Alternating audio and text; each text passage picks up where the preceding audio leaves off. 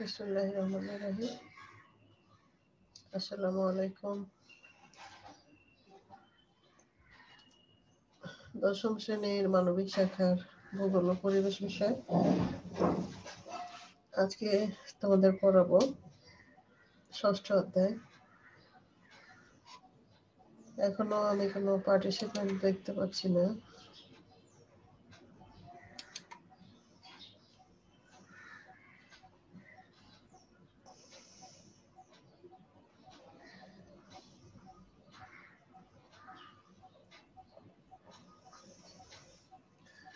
তোমাদের তো লিঙ্ক দেওয়া হয়েছে, এখনো কেউ জয়েন করছো না কেন?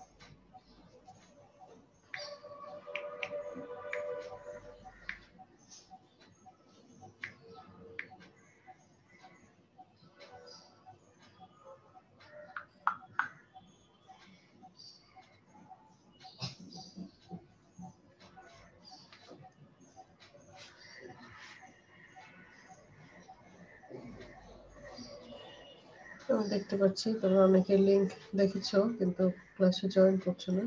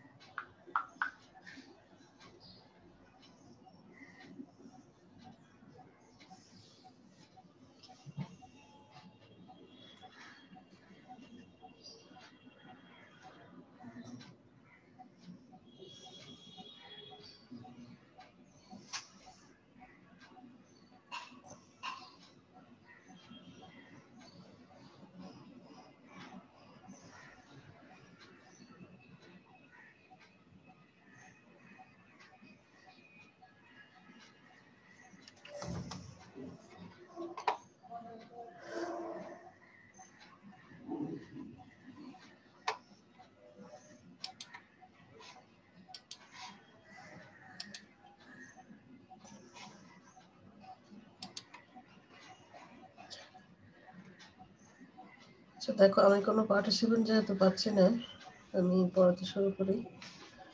তোমরা তোমাদের সুবিধার্থে জুম ক্লাস দেওয়া হয়েছে, তোমাদের ক্লাসগুলো করা উচিত।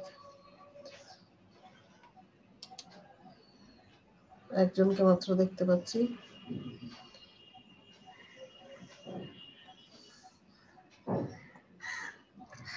হ্যালো,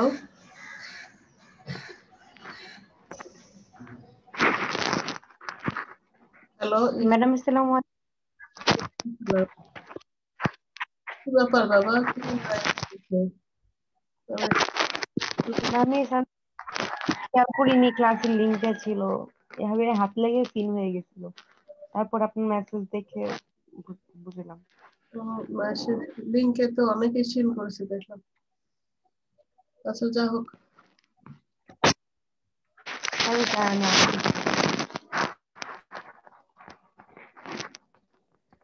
আচ্ছা দেখো, আজকে আমরা বাড়িমণ্ডল পড়বো। বাড়ি অর্থ কি বলো তো একটু? বাড়ি অর্থ কি?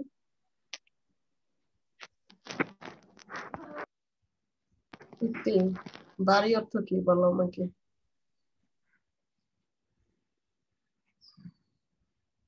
হ্যালো, ইতি শুনতে পাচ্ছ?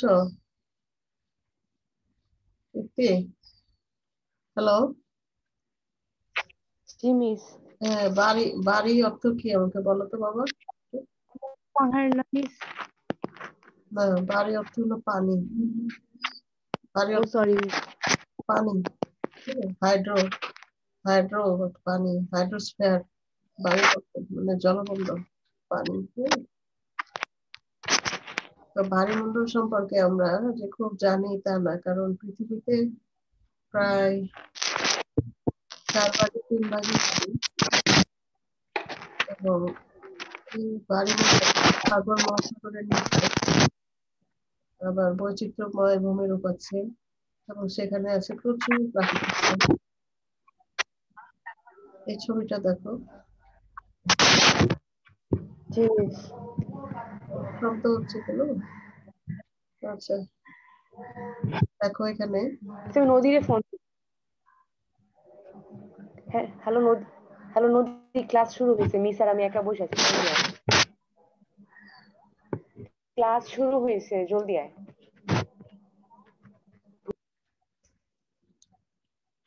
দেখো এখানে সাগরগুলো আমরা দেখবো। বায়ুমণ্ডল বলতে মূলত মহাসাগরগুলো বোঝাচ্ছে। এখানে এটা হলো প্রশান্ত মহাসাগর। মিস নদী আসতেছে। আচ্ছা, আমি তো রিকোয়েস্ট পাচ্ছি না তো। মিস মিস হুম, দুইটা মিস আসতেছে, ওকে আমি লিঙ্ক দিয়ে নেই, তারপরও আসতেছে। লিঙ্ক গ্রুপে দেওয়া আছে দেখো। মিস ওর গ্রুপে অ্যাড নাই।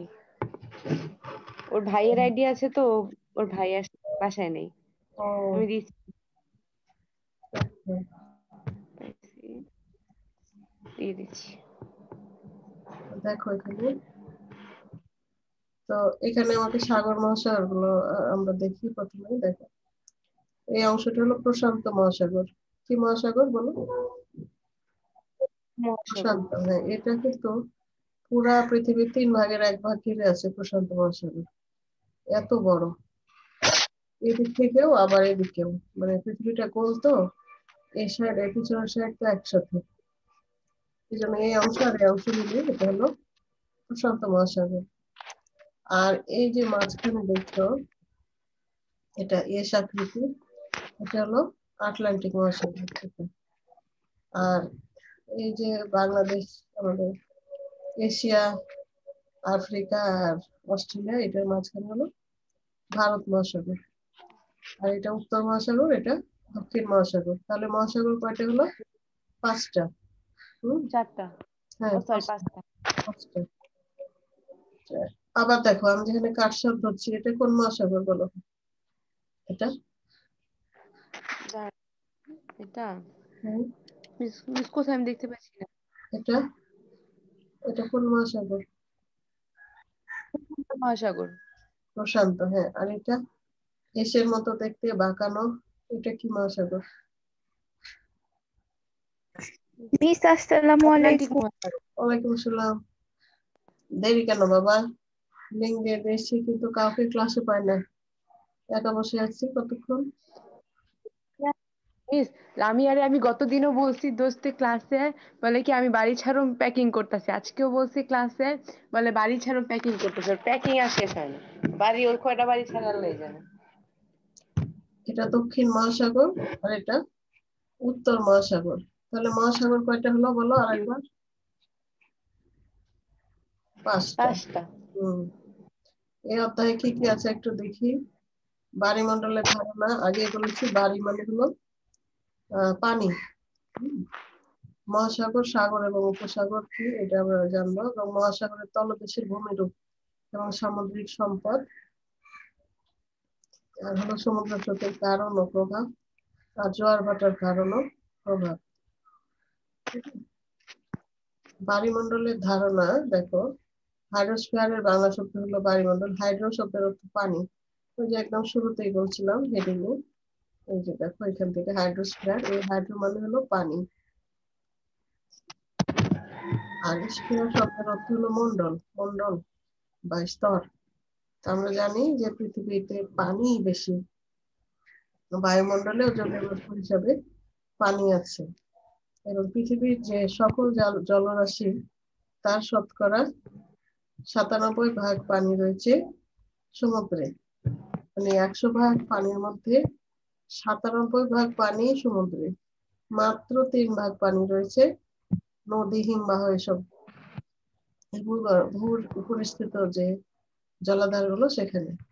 আর পৃথিবীর সমস্ত পানিকে 2 ভাগে ভাগ করা যায়, লবণাক্ত পানি আর মিঠা পানি। মিঠা পানি মানে স্বাদু পানি। পৃথিবীর সকল মহাসাগর, সাগর, উপসাগরের জলরাশি হলো লবণাক্ত এবং নদী, হ্রদ এবং ভূগর্ভস্থ পানি হলো মিঠা পানির উৎস। এখানে দেখো সমুদ্রে রয়েছে 97% পানি, হিমবাহতে রয়েছে 2.05। হিমবাহ মানে পাহাড়ের উপরে যে বরফের স্তূপ জমে থাকে সেটা। আর ভূগর্ভস্থ পানি 0.68, হ্রদ 0.01, মাটির আর্দ্রতা অর্থাৎ মাটির সাথে পানি মিশে থাকে, এটা দেখা যায় না। মাটি আপাত দৃষ্টিতে শুষ্ক মনে হলেও কিছু পানি থাকে যেটা কৌশিক পানি বলে, ওটা গাছ তার শিকড়ের মাধ্যমে নিতে পারে। বায়ুমণ্ডলে জলীয় বাষ্প আকারে থাকে, নদীতে থাকে এবং জীবমণ্ডলে থাকে। এই হলো পানির বিস্তরণ। এরপরে আমরা দেখি, দেখো সাগর, মহাসাগর আর উপসাগর। যখন উন্মুক্ত বিস্তীর্ণ বিশাল লবণাক্ত জলরাশিকে মহাসাগর বলে। মানে ধরো কুল কিনারা নাই, অনেক বড় বিস্তীর্ণ মানে বিশাল, এটাকে বলে মহাসাগর। এটা ইংরেজি হলো ওশান। ইংরেজিতে একটু পার্থক্য দেখো, ওশান, সি, বে এগুলো আমরা একই রকম মনে করি, কিন্তু এগুলো কিন্তু আলাদা। মহাসাগর হলো ওশান। আর পৃথিবীতে 5টি মহাসাগর রয়েছে, আমরা যেটা ছবিতে দেখলাম, প্রশান্ত, আটলান্টিক, ভারত, উত্তর এবং দক্ষিণ মহাসাগর। এর মধ্যে প্রশান্ত মহাসাগর হলো সবচেয়ে বৃহত্তম এবং গভীরতম। আমার সাথে বলো তো দেখি, সবচেয়ে গভীর কোনটা বলো। প্রশান্ত মহাসাগর। হ্যাঁ, একে তো বৃহত্তম, বড় এবং গভীরতম, মানে তলদেশের গভীরতা অনেক বেশি। আটলান্টিক মহাসাগর ভগ্ন উপকূল বিশিষ্ট এবং এটি অনেক আবদ্ধ সাগরের সৃষ্টি করেছে। ভগ্ন উপকূল মানে হলো সমুদ্রের পাড়টা সোজা না, আঁকা বাঁকা। এইটা আবার ওই যে অংশটুকু বাঁকা ভিতরের দিকে গেছে সেখানে আবার সাগরের সৃষ্টি হয়েছে, এনক্লোজড সি অর্থাৎ স্থলভাগের মধ্যে প্রবিষ্ট সাগর। ভারত মহাসাগর এশিয়া ও আফ্রিকা মহাদেশ দ্বারা পরিবেষ্টিত। এদিকে দেখো ছবিটা, এটা হলো ভারত মহাসাগর। দেখতে পাচ্ছ তো, স্ক্রিন দেখতে পাচ্ছ? বলো। জি মিস। হ্যাঁ, এই এই যে দেখছো, এটা ভারত মহাসাগর, এটা হলো এইদিকে এশিয়া আর এদিকে আফ্রিকা, এই 2 মহাদেশ দ্বারা এটা পরিবেষ্টিত। মামা টিস্যু দাও।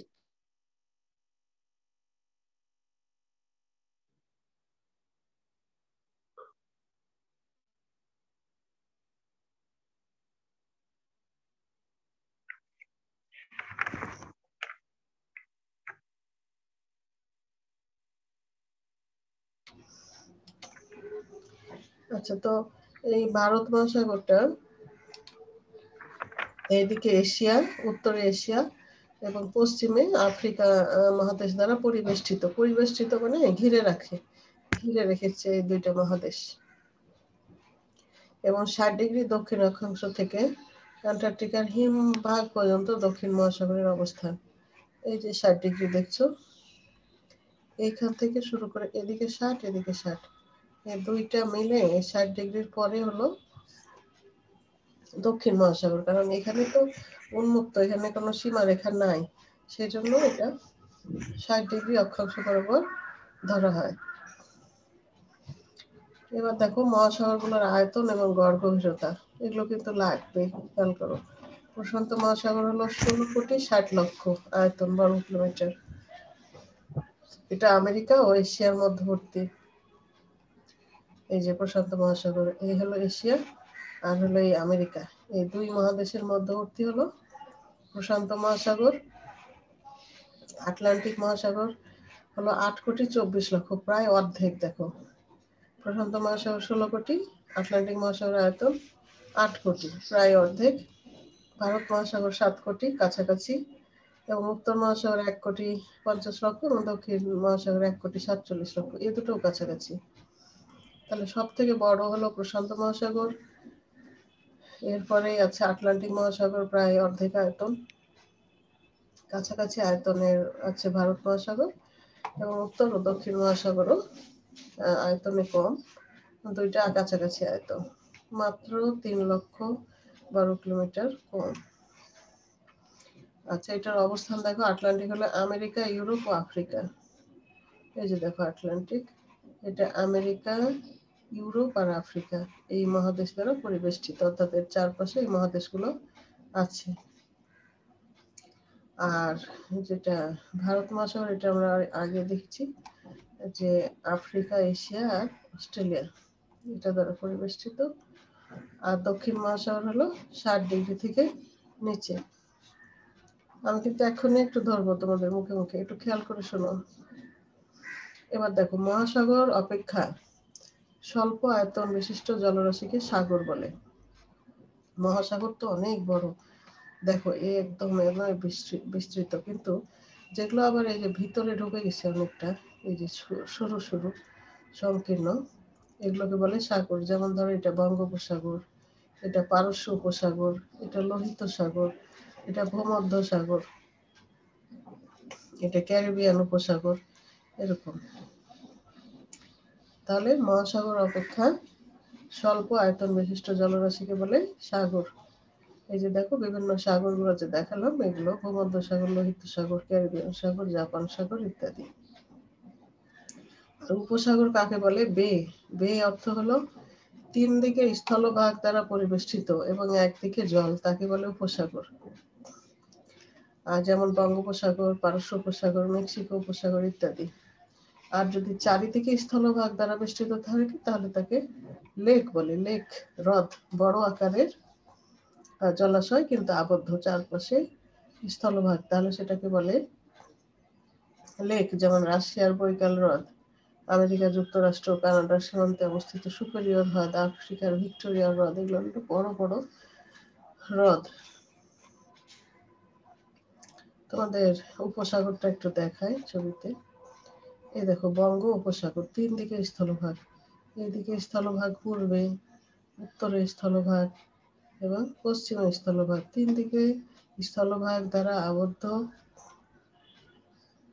বিস্তীর্ণ জলরাশিকে বলে উপসাগর। আবার এটাও 3 দিকে স্থলভাগ, দেখো এইদিকে, এইদিকে, এইদিকে, আবার এটাও এরকম। নদী, উপসাগর বুঝতে পেরেছো? নদী, কথা বলো। জি মিস। হ্যাঁ, তাহলে 3টার ইংরেজি 3 রকম। মহাসাগরের ইংরেজি হলো, ওশেন। মহাসাগরের ইংরেজি কি? ওশান। ওশেন। হ্যাঁ। আর সাগরেরটা সি। সাগরেরটা সি। আর উপসাগর? আর হ্রদেরটা উপসাগর বে। বে, হ্যাঁ। আর হ্রদ? লেক। লেক, হ্যাঁ। এক একটা কিন্তু এক এক রকম। যেমন ধরো, বঙ্গোপসাগরের ইংরেজিতে কি বলে? বঙ্গোপসাগরে বে অফ বেঙ্গল বলে না? হ্যাঁ, বে অফ বেঙ্গল। হ্যাঁ, বঙ্গ উপসাগর, বঙ্গ উপসাগর একসাথে বঙ্গোপসাগর, এই জন্য বলে বে অফ বেঙ্গল। বেঙ্গল। আমি একটু অসুস্থ আজকে, বুঝছো, কথা বলতে কষ্ট হচ্ছে, জি মিস, আপনার কথা থেকে বোঝা যায়। প্রচন্ড খারাপ লাগছে। আচ্ছা, খুব ঠান্ডা লেগেছে, জ্বর উঠেছে। তো তোমাদের যেহেতু ছোট্ট একটা ক্লাস করে ফেলি। দেখো, সমুদ্র তলদেশের ভূমিরূপ ও সামুদ্রিক সম্পদ। এই সমুদ্রের তলে কি কি আছে এটা একটু আমরা দেখি। একটু বলো তো বাবা, তোমরা দেখে দেখে, আমার কথা বলতে আজ অনেক কষ্ট হচ্ছে। একটু বলো তো বাবা। জি মিস। বলো। এই মহীশূর তলদেশের, পান, কবিতার সমুদ্রের গভীরে সমতলভূমি, হ্যাঁ, সমভূমি, নিমজ্জিত সমুদ্র খাত। হ্যাঁ, একটু ইংরেজি সহ বলো। মহীশূর পানের ইংরেজি কি? মহিষাপনের ইংরেজি continental slave shelf. Self. Shelf অর্থাৎ তাকের হ্যাঁ, মতো, তাক। হ্যাঁ, কন্টিনেন্টাল তারপর কন্টিনেন্টাল স্লোপ। স্লোপ মানে ঢাল। এই যে স্লিপার দেখছো না, স্লিপার বাচ্চারা যে খেলে শিশু পার্কে থাকে, হ্যাঁ, ওইটাকে বলে তারপর স্লোপ। Deep sea plains. হ্যাঁ, ওশেনিক। নিমজ্জিত শৈলশিরা। Oceanic oceanic ridge. রাইজেস। না, রিজ, রিজ। এটার উচ্চারণটা রিজ। হ্যাঁ, রিজ। রিজ।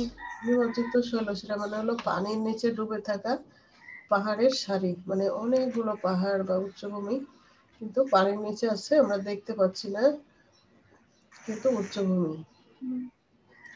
ধরো সমতল ভূমি, যেমন পুরো সমতল না, কোথাও পাহাড় পর্বত এরকম থাকে না, ওইরকম হুম। পানির নিচে ওইরকম ভাবা যায়। দেখো, পানির নিচেও পাহাড় পর্বত, আগ্নেয়গিরি, গর্ত, খাত আর কি, এগুলো থাকে। অবাক কাণ্ড না? ভালো তো। আমরা কি আগে ভেবেছি এগুলো হ্যাঁ, মহাসাগরের মিস। নিচে এরকম পাহাড় পর্বত আগ্নেয়গিরি থাকে? না। অনেকে ছাত্রীদের পড়াতে যে অনেক সময় ওরা বলে যে আগ্নেয়গিরি যদি থাকে মিশ, তাহলে তো পানিতে নিভে যাওয়ার কথা। তোমাদের কি মনে হয়? তাই তো মিস। নাকি?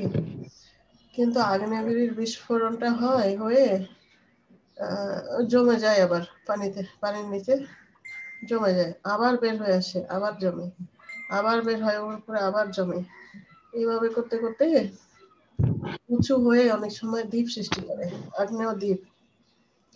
যেমন ধরো প্রশান্ত মহাসাগরে হাওয়াই দ্বীপপুঞ্জ এরকম আগ্নেয়গিরির বারবার অগ্নুৎপাতের ফলে জমে জমে জমে সৃষ্টি হয়েছে। আল্লাহর সৃষ্টিগত বিষয় কারণে। মহিষোপানটা দেখো, এটা মাত্র 1 ডিগ্রি কোণে সমুদ্রের তলদেশে নিমজ্জিত থাকে, মানে খুব ধীরে ধীরে মহিষোপানটা যায়, এবং পানির সর্বোচ্চ গভীরতা হয় 150 মিটার, মানে মহিষোপান এলাকায়। এই ছবিটা দেখলে বুঝতে পারবো। উপকূল থেকে আস্তে আস্তে নিচে নেমে যাচ্ছে। এই ঢালটা হলো মোটে 1 ডিগ্রি।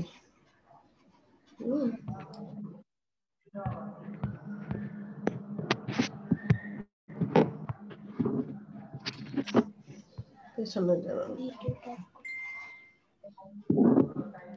তো এই যে দেখছো এখানে 1 ডিগ্রি কোণে এটা ঢালু হয়, আর ঢাল যেটা এই যে স্লোপ, সেটা এরকম দ্রুত এরকম ঢাল চলে যায়। এরপরে এরকম গর্ত থাকে, খাত বা গর্ত। এই দেখো আগ্নেয় দ্বীপ, এই যে বলছিলাম আগ্নেয়গিরির অগ্নুৎপাত বারবার বারবার হতে হতে একদম পানির উপর পর্যন্ত উঠে আসে। আর এই দেখো শৈলশিরা, নিমজ্জিত পাহাড় বলেছিলাম, দেখো পাহাড়ের মতো হয়ে আছে, পাহাড়ের মতো উঁচু নিচু শৃঙ্গ, এবং এটা পানির নিচে ডুবে থাকে। পানির নিচে থাকে বলে আমরা এটা দেখি না। এটাকে বলে শৈলশিরা বা রিজ, ইংরেজিতে বলে। তো বলছে ইউরোপের উত্তর পশ্চিমে পৃথিবীর বৃহত্তম মহিষোপান অবস্থিত। এটা খেয়াল করে দেখাই ইউরোপের উত্তর পশ্চিম কোনটা। এই দেখো এই জায়গাটা, এদিক উত্তর আর এদিক পশ্চিম। এই উপকূলটা মহিষোপান বেশি। মহিষোপান বেশি মানে সাগরের গভীরতা কম। গভীরতা কম থাকার কারণে ইউরোপের দেশটা উন্নত। এখানে ধরো খনিজ সম্পদ আহরণ করতে পারে তারা, তারপরে মৎস্য শিকার করতে পারে, মাছ শিকার করে। আবার এই যে দেখছো আঁকা বাঁকা, খেয়াল করো, এটাকে বলে ভগ্ন। কি বলে বলো তো ইফতি, কি বললাম? ভগ্ন বলে। এই যে আঁকা বাঁকা অংশগুলোকে বলে ভগ্ন, আর এই যে টানা চলে গেছে এগুলোকে বলে অভগ্ন। অভগ্ন মানে টানা, ভাঙা নয়। আর যেগুলো এরকম খাঁজ কাটা, সেটাকে বলে ভগ্ন।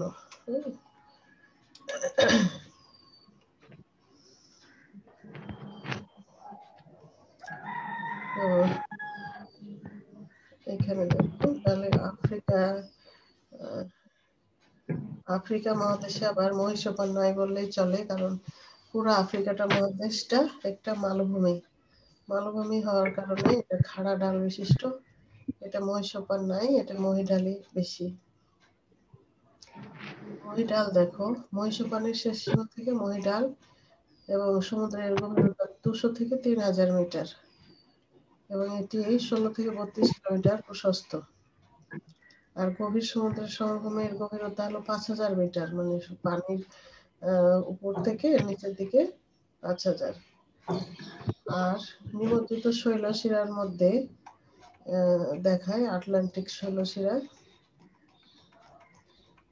এই দেখো এখানে খেয়াল করো, আটলান্টিক মহাদেশ সাগরটা নিচে এইভাবে এই মাঝখান দিয়ে এরকম এস আকৃতির একটা পাহাড়ের সারি রয়েছে, সেটাকে বলে মধ্য আটলান্টিক শৈলশিরা। কি বলে ইফতি বলো? মধ্য আটলান্টিক শৈলশিরা। শৈলশিলা। হ্যাঁ, মধ্য আটলান্টিক শৈলশিরা একদম পাহাড়ের সারি থেকে একদম এসের মতো হয়ে।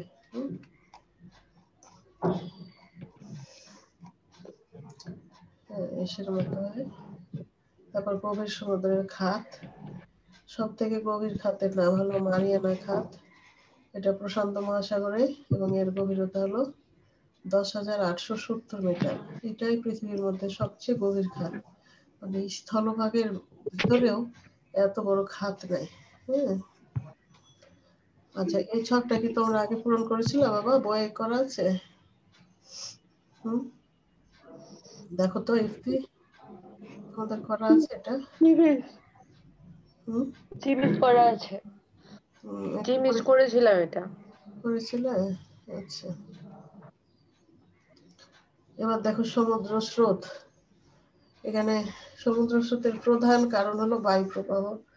এটা প্রায় আসে জ্ঞানমূলক বা বহু নির্বাচনী, যে প্রধান কারণ কি? বায়ু প্রবাহ। বাতাস যেদিকে যায় সেদিকে সমুদ্র স্রোতটাও প্রভাবিত হয়।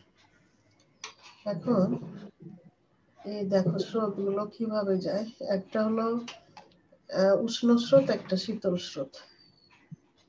খেয়াল করো ছবিটা। এই যে এর নিচে যে মহাসাগরটা, সেই মহাসাগরের নাম কি বলো আমাকে?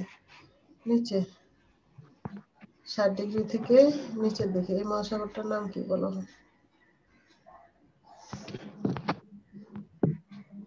বলো ইফতি, নদী। এই মহাসাগরটার নাম কি বলো? 60 ডিগ্রির নিচে এটা। সুমেরু স্রোতের এই মহাসাগরের নাম আটলান্টিক মহাসাগর। না, এটা দক্ষিণ মহাসাগর। দক্ষিণ মহাসাগর। 60 ডিগ্রি থেকে এই যে 60 ডিগ্রি দেখছো, এখান থেকে নিচের দিক হলো দক্ষিণ মহাসাগর। তো দক্ষিণ মহাসাগরে স্রোতের উৎপত্তি হয়, সেটার নাম হলো কুমেরু স্রোত। কি নাম বললাম বলো? কুমেরু। সুমেরু স্রোত। হ্যাঁ, এই স্রোতটা এখান দিয়ে বাঁকে, এই দেখো আফ্রিকার পাশ দিয়ে উত্তরে চলে যায়। এটার নাম হলো বেঙ্গুয়েলা স্রোত। কি নাম বলো? বেঙ্গুয়েলা স্রোত। বলো আমার সাথে একটু বলো। বেঙ্গুয়েলা স্রোত। হ্যাঁ, এই স্রোতটা আবার এই নিরক্ষরেখা এটা দেখতে পাচ্ছ, এর নিচ দিয়ে যায়। এটার নাম হলো দক্ষিণ নিরক্ষীয় স্রোত। কি নাম? দক্ষিণ নিরক্ষীয় স্রোত। দক্ষিণ নিরক্ষীয় স্রোত। হ্যাঁ, এই স্রোতটা আবার এখানে এসে দুভাগ হয়। যদি বড় বড় স্থলভাগে স্রোত বাধা পায় তাহলে কিন্তু ভাগ হয়ে যায়। এখানে দেখো ভাগ হয়ে গেছে, বেঙ্গুয়েলা স্রোত আর কুমেরু স্রোত। তেমন দক্ষিণ আমেরিকার উপকূলে এসেও আবার এখানে একটা দেশ আছে, বড় দেশ হলো ব্রাজিল। কি দেশ বললাম? ব্রাজিল। ব্রাজিল। হ্যাঁ, দক্ষিণ আমেরিকার সবচেয়ে বড় দেশ ব্রাজিল। তাই ব্রাজিলের এখানে এসে স্রোতটা দুই ভাগ হয়ে যায়। একটা যায় উত্তর নিরক্ষীয় স্রোত আর আরেকটা যায় ব্রাজিল স্রোত নামে, এদিকে ঘুরে যায়। উত্তর নিরক্ষীয় স্রোতটা এখানে আসে উপসাগরীয় স্রোত নামে। এটা আবার উত্তর আটলান্টিক স্রোত নামে ও একদম উপরে চলে যায়। আর এটার একটা শাখা ক্যানারি স্রোত নামে এভাবে ঘুরে। দেখছো, আমরা তো সমুদ্রের ঢেউ মনে করি যে একদিকে না একদিকে যাচ্ছে, কিন্তু এটারও নির্দিষ্ট গতি আছে, দেখেছো নদী? জি জি মিস। দেখো কি নিয়ম মেনে চলছে পুরা পৃথিবীটা। সমুদ্র স্রোতের কারণগুলো কি কি? প্রধান কারণ আমরা দেখেছি আগেই, যে বায়ু প্রবাহ। বায়ু প্রবাহের মধ্যে নিয়ত বায়ু প্রবাহটা হলো আসল কারণ। নিয়ত বায়ু প্রবাহটা, এবং এইসব বায়ু প্রবাহ সমুদ্র স্রোতের দিক এবং গতি নিয়ন্ত্রণ করে। আয়ন বায়ু, পশ্চিমা হুম বায়ু, মেরু বায়ু, এগুলো হলো প্রধান সমুদ্র সৃষ্টিকারী বাতাস। আর একটা হলো পৃথিবীর আহ্নিক গতি, পৃথিবী যে ঘুরছে, তো এটা এর সাথে পানিগুলো, বাতাস যেমন আবর্তন করছে, পানিও। তো এটা ফেরেল নামে একজন, উনি বলছেন, একজন বিজ্ঞানী, যে উত্তর গোলার্ধে এটা ডান দিকে বেঁকে যায় পানির গতিটা, এবং দক্ষিণ গোলার্ধে এটা বাম দিকে বেঁকে প্রবাহিত হয় নিয়ত বায়ুর মতো আর কি। আর সমুদ্র জলের তাপমাত্রার পার্থক্য, যদি পানি গরম হয়ে যায়, তোমরা যখন বাসায় পানি ফোটাতে দেখছো হাঁড়িতে, এবার পানি গরম হলে এটার গতি বৃদ্ধি পায়, তাই না? হ্যাঁ, ঠান্ডা পানিতে বা জি স্থির মিস। স্থির আর গরম পানি এটা টকবক করে ফুটে বা গতিশীল হয়। তো হুম যদি উষ্ণ থাকে, যে সব পানিগুলো উষ্ণ উষ্ণ অঞ্চলে, ধরো নিরক্ষীয় অঞ্চলে, ওই পানিগুলোর প্রবাহটা বেশি, ওগুলো মেরু অঞ্চলের দিকে প্রবাহিত হয়। আবার মেরু অঞ্চলের শীতল আর ভারী জলরাশি নিচের অংশ দিয়ে অন্তঃপ্রবাহ বা অন্তঃস্রোত, অন্ত মানে নিচ দিয়ে আসে, ভারী তো গরম পানিটা উপর হুম দিকে যায় হুম মেরুর দিকে, আর ঠান্ডা পানিটা নিচ দিয়ে আসে নিরক্ষরেখার দিকে। এছাড়াও মেরু অঞ্চলে সমুদ্রের বরফ গলন, যখন মেরু অঞ্চলে বরফ গলে, তখন সমুদ্র জলের লবণাক্ততা হ্রাস পায়। বরফ পানিতে কিন্তু লবণ থাকে না, বুঝছো, বরফে। কারণ বরফটা হয় কিভাবে? জলীয় বাষ্প থেকে হয়। জলীয় বাষ্পে লবণ থাকে না।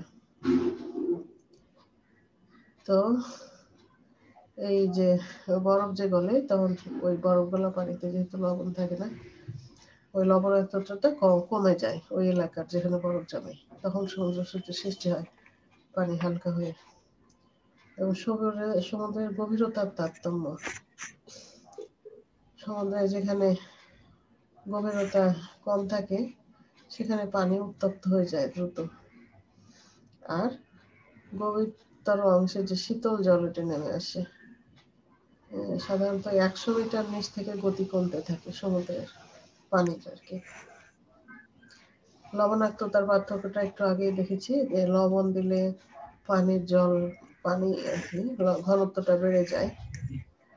তোমরা দেখেছো যে যে বিজ্ঞান ও সংস্কৃতি মেলা যখন হয়, বিজ্ঞান মেলা হয় না কলেজে তোমাদের, তখন স্কুলে, তখন দেখো নাই বাচ্চারা যে ডিম দিয়ে একটা এক্সপেরিমেন্ট দেয়, লবণ মেশানো পানিতে ডিমটা ভেসে থাকে। হ্যাঁ হুম, তো ওটাই বলছে যে লবণ পানিতে ঘনত্বটা বেশি হয়, তখন ওই পানিটার গতি আবার কম। হ্যাঁ,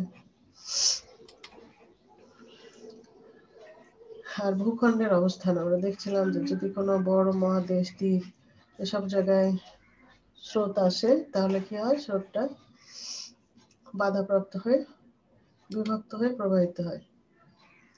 সমুদ্র স্রোতের প্রভাবটা কি, মানে সমুদ্র স্রোতের আহ, ফলে কি হয়, কি কি সুবিধা হয়? দেখো, মেরু অঞ্চলে যে ঠান্ডা ভারী পানি, এটা নিম্নগামী হয়, অন্তঃস্রোত মানে ভিতর দিয়ে প্রবাহিত হয়। আর এই অন্তঃস্রোতটা পার্শ্ববর্তী অল্প চাপ বিশিষ্ট এলাকার জায়গা দখল করে। যেহেতু উপরের পানি সরে যায়, তাই নিচের পানি উপরের দিকে উঠে যায়, ওই স্থান দখল করে। মানে পানি তো নিয়ত গতিশীল, হ্যাঁ, ওই ঠান্ডা পানি এসে জায়গা দখল করে, গরম পানি আবার দ্রুত প্রবাহমান হয়। এইভাবে বায়ু প্রবাহের মাধ্যমে নিরক্ষীয় অঞ্চল থেকে মেরু অঞ্চলে যায়। উষ্ণ সমুদ্র স্রোতের প্রভাবে কি হয়? যে বন্দরে বরফ জমতে পারে না। গরম স্রোতটা যদি উষ্ণ থাকে, মনে করো যদি আমাদের বঙ্গোপসাগর, এটা তো উষ্ণ অঞ্চলে, যদি শীতল অঞ্চলে হতো তাহলে ওখানে দেখা যেত বরফ জমে গেছে, তাহলে কি জাহাজ আসতে পারবে? পারবে না, এটা নৌ পরিবহনের উপযোগী হবে না। তাই উষ্ণ স্রোতের প্রভাবে কি হয়, এটা উপযোগী থাকে। শীতল সমুদ্রের প্রভাবে এখানে বন্দরের কার্যক্রম ব্যাহত হয়। আবার সমুদ্র স্রোতের অনুকূলে নৌকা, জাহাজ প্রভৃতি চলাচলের সুবিধা হয়। তোমরা কিছু অঙ্ক করেছো না, যে স্রোতের অনুকূলে যেতে এতক্ষণ লাগে, প্রতিকূলে যেতে এতক্ষণ লাগে, জি করেছো? মিস। হ্যাঁ, ওইটা অনুকূলে জি নৌকা, মিস। নৌকা জাহাজ যেতে সুবিধা হয়। আবহাওয়ার উপরে প্রভাব, যদি উষ্ণ সমুদ্র স্রোত যায় তো ওখানে প্রচুর জলীয় বাষ্প থাকে উষ্ণ স্রোতে, এর প্রভাবে উপকূল অঞ্চলে বৃষ্টি হয়। আর যদি শীতল স্রোত হয় সেখানে জলীয় বাষ্প থাকে না, বৃষ্টিপাত হয় না। কুয়াশা, ঝড় ঝঞ্ঝার সৃষ্টি হয় শীতল স্রোতের প্রভাবে।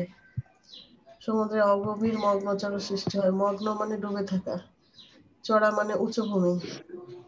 হ্যাঁ, যদি সমুদ্রের উপকূলে মগ্নচড়ার সৃষ্টি হয় তাহলে কিন্তু জাহাজ চলাচল অসুবিধা হয়, আটকায় যায় চরের মতো।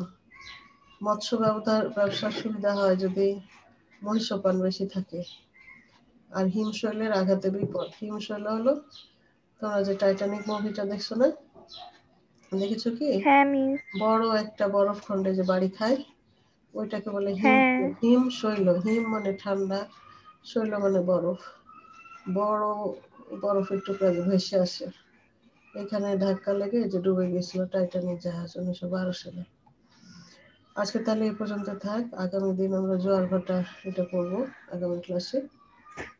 তোমাদের পরীক্ষার ওকে কথা কি মিস। কিছু জানানো হয়েছে কলেজ থেকে, স্কুল থেকে পরীক্ষার কথা? নো মিস, কিছু বলে না। আমাদের তো 5 তারিখ থেকে হওয়ার কথা ছিল, তারপর 16 তারিখে ডেট দিছে, এখন কিছুই বলেনি।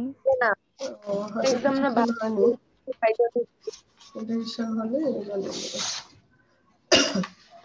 মিস কালকে বলছে যে এক্সাম নাকি হবে না, পরবর্তী যদি যা নিউজ দিবে টিভিতে এসএসসি নিয়ে, সে হুম। অনুযায়ী ডিপেন্ড করে হবে না কিনা সেটা বলবে। ও আচ্ছা। মিস আচ্ছা। টিভিতে তো কালকে বললো যে আমাদের নাকি যেভাবেই হোক আমাদের এসএসসি হবেই। ওই যে হ্যাঁ। না অনেক শিক্ষার্থী নাকি অটো পাসের আশায় বইসা আছে, বলে কি ওইটা করলে তো হবে না। না। 10-এর এসএসসি হবে, ইন্টারেরটা দেওয়া হয়েছে কারণ ইন্টাররা তো এসএসসি দিছে, হ্যাঁ। আমরা তো এখনো দেই নাই। তাই আমাদের মানে যেভাবেই হোক এসএসসি হ্যাঁ। হবেই। হ্যাঁ যদি হবে। এই বছর করোনা আমরা এটা বাইরে কোনো হয়ে যায় তাও আগামী বছরই হবে, কিন্তু হবেই, বাদ আর দিবে না। পরীক্ষা দিলে কিভাবে লিখতে হবে এসএসসি তে তুই বইসা, নিউজ দেখিস, আর আমাদের কালকে হবে। বলছে তুই নিউজ দেখিস। হ্যাঁ আমি দেখছি ফেসবুকে পাই, আম্মু পায় আমার সাউন্ড স্পিকার দিয়ে শুনাইতেছে, শোনো শোনো পরীক্ষা হবে। আচ্ছা, হ্যাঁ। তোমরা কে কে আছো? রোল 3 আছো, আর কত আছো? জি মিস। 8। 3 আর 3 জি আর মিস। 8। কত ক্লাসেও তোমরা 3 আর 8 গুলা? আচ্ছা বলো। জানাসিনরে বলছি, জানাসিন ঘুম থেকে হ্যাঁ, জুম ক্লাসের আয়োজন করে, কেউ যদি না থাকে কেমন লাগে বলো বাবা? হ্যাঁ, জি সব মিস। মানুষই ভালো, সব মানুষ থাকলেই ভালো হয়, আর হ্যাঁ, আসতে হবে না। ঠিক আছে, আজকের মতো আমি শেষ করি। হ্যাঁ। Okay miss. আচ্ছা। Okay miss. মিস আসসালামু আসসালামু আলাইকুম। আলাইকুম। ওয়ালাইকুম সালাম।